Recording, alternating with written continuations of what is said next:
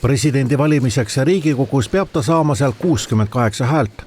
See eeldab, et vaja on nii koalitsiooni kui opositsiooni hääli ja üks ilma teiseta ei saa. Kas nüüd Alar Karise loobumisega läks äravalimine Riigikogus lihtsamaks või keerulisemaks?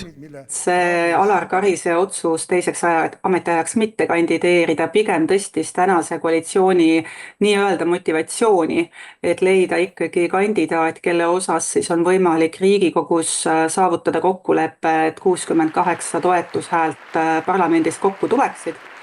Sest et vastasel juhul läheb hääletus valijameeste kogusse, kus siis esindajad tulevad kohalikest omavalitsustest ja kui meenutada, kuidas sügisel möödusid kohalike omavalitsuste valimised, siis pigem saatis edu opositsioonierakondi ja kui valijameeste kogu hakkab siis ka presidenti valima, siis pigem saab see olema opositsiooni nägu.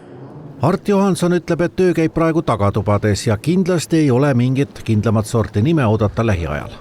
Mida me siin kevadel ka nägime, kui Toomas Hendrik Ilvese välja pakutud nimed jõudsid kuidagi Reformierakonnani, kes üritas seda sotsidega arutada ja siis see sõnumite vahetus avalikuks tuli ja koheselt lasti need kandidaadid põhja.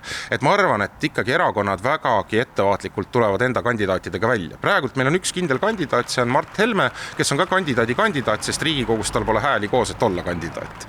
Ehk see presidendi valimise süsteem on selles mõttes keerukas ja tegelikult väga paljud teavad, et mida varem välja tulla nimedega, seda suurem tõenäosus on, et need nimed ei lähe läbi, nii-öelda ei saa presidendiks.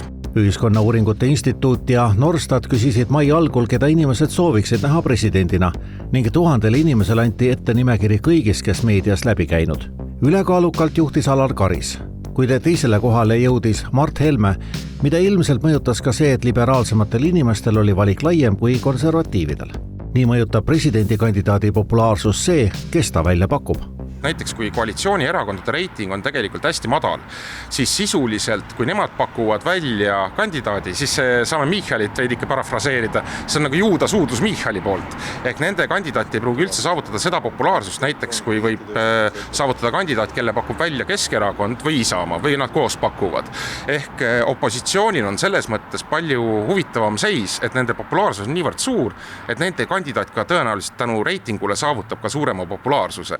Üks, keda 3 presidendivalimiste tsüklit on esile kergitatud, on Ülle Madise, kes aga kunagi kandideerinud ei ole ega ka öelnud, kas ta üldse tahaks.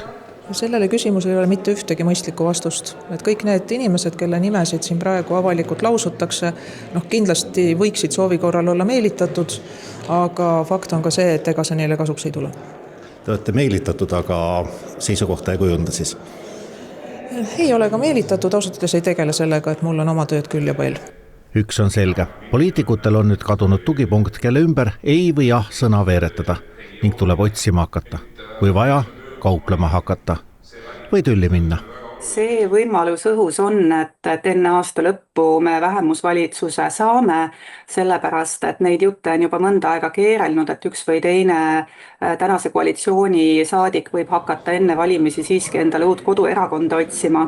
Nii et mitte ainult presidendi valimise puhul, vaid võib-olla isegi veel rohkem keerukaks läheb kokkulepete saavutamine siis järgmise aasta riigieelarve vastuvõtmisel, kuhu siis neid toetushääli, ma arvan, et tuleb opositsiooni ridadest juurde otsida ja kindlasti nendel häältel siis on ka oma hinnalipik, et mille vastu neid siis nagu vahetada tuleks.